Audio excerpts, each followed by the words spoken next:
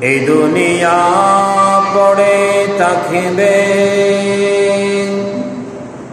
আমরা কেউ তো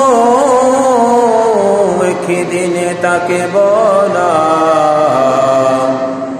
সবাই মোদের বলে যাবে, নবীজি আমাদের বলবেন না। আল্লাহুম্মা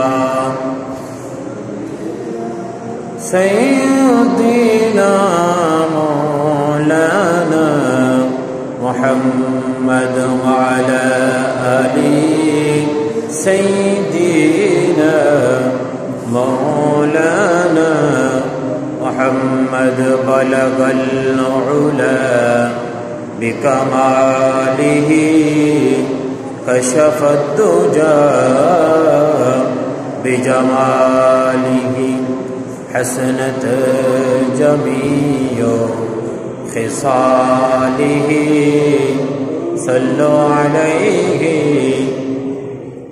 عربের বুকে মক্কার পরে আমেনার জেঠাই ঘর, খোদার করোনা কৌসার হয়ে জোরসে বারম্বার বলগল উলা বিকমালিহি كشف الدجى بجماله حسنت جميع خصاله صلوا عليه وآله।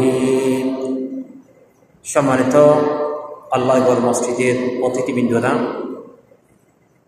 আমরা যারা আল্লাহগড় মসজিদে আসলাম এবং আজকে জুমার দিনে মাইকের আওয়াজ যতটুকু শোনা যাচ্ছে, প্রত্যেককে আলোচনার শুরুতে অন্তরের অন্তঃস্থল থেকে মোবারকবাদ এবং সালাম দিচ্ছি। আসসালামু আলাইকুম ওয়া রাহমাতুল্লাহি ওয়া বারাকাতুহু।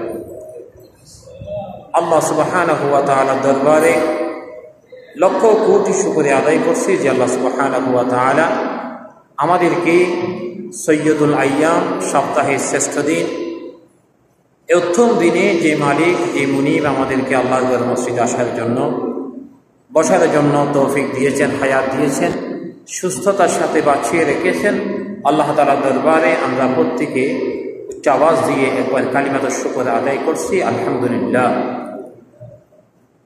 লক্ষ কোটি দরুদ এবং সালাম পেশ করছি সর্বকালের সর্বশ্রেষ্ঠ রসুল, রাহমাতুল লিল আলামিন, আশরাফুল আম্বিয়া, নবী মুহাম্মদুর রাসূলুল্লাহ সাল্লাল্লাহু আলাইহি ওয়াসাল্লামের শানে। সম্মানিত মুসল্লিয়ানি কেরাম, গত জুমায় আমরা আলোচনা করেছিলাম রাসূল পাক সাল্লাল্লাহু আলাইহি ওয়াসাল্লাম পৃথিবীতে আগমনের বিষয়টা নিয়ে আমরা কিছু আলোচনা করেছিলাম।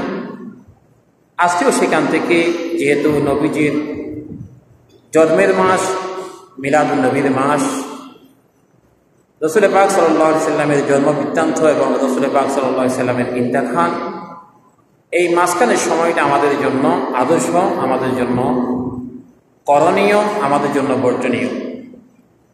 আল্লাহ সুবহানাহু ওয়া তাআলা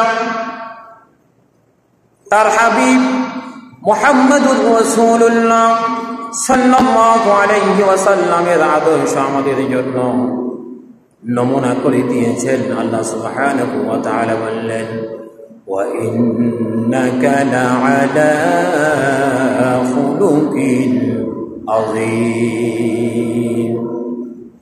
আমার নবীর আদর্শ হচ্ছে উত্তম আদর্শ, খুলুকে আযীম। আমার নবীর আদর্শের মতো এই পৃথিবীর মধ্যে আর দ্বিতীয় কোনো মানুষের আদর্শ হতে পারে না। আমার নবীজির আদর্শ গোটা পৃথিবীর মানুষের জন্য অনুসরণীয়, অনুকরণীয়। সুবহানাল্লাহ।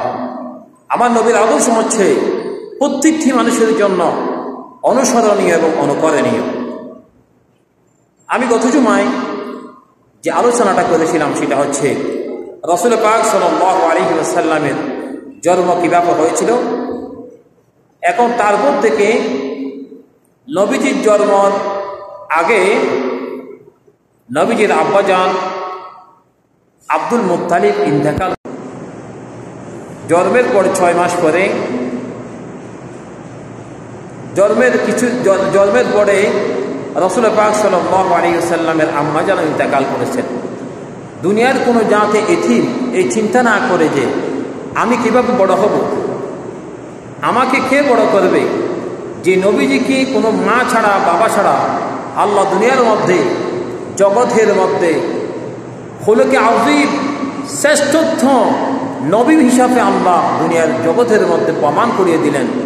আমাদেরকে আল্লাহ তাআলা যদি আমরা নবীজির আদর্শ আল্লাহর হুকুম মেনে চলি, আমাদের কাছে এই আদর্শ যদি তাকে আমরা শ্রেষ্ঠ আল্লাহর বান্দা হিসাবে, রসুলের উম্মত হিসাবে পৃথিবীর জমিনের মধ্যে আমাদের একটি নাম হবে, আল্লাহর জান্নাতে যাওয়ার জন্য আমাদের একটি পথ হয়ে যাবে। সুবহানাল্লাহ।